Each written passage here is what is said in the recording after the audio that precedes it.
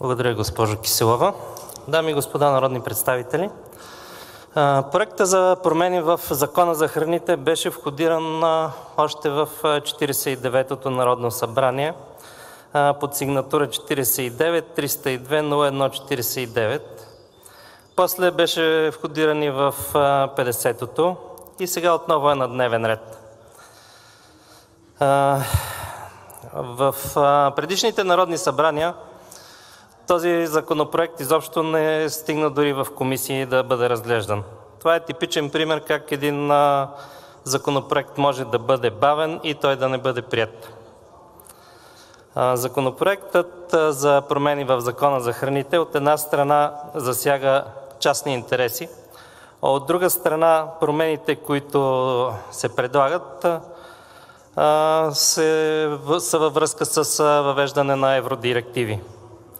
Заради неговото неприемане е предприета наказателна процедура срещу България от Европейския съд и ние подлежим на санкция. Тук се вижда много добре как мнозинството в Народното събрание защитава интересите на частните компании и как родните евроатлантици понякога не са чак толкова верни евроатлантици и за тях не са толкова важни европейските директиви. Същите родни евроатлантици, които дават мило и драго, за да приемем еврото, не бързат да въведат европейските директиви, когато те засягат интересите на частни компании, за които те лобират.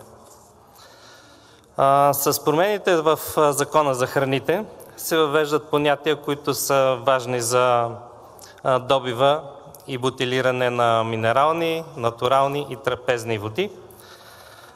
Въвеждат се изисквания, които регламентират методите им на обработка. Тези изисквания са полезни за потребителите и ние от ВЪЗРАЖДАНЕ ще ги подкрепим. Благодаря.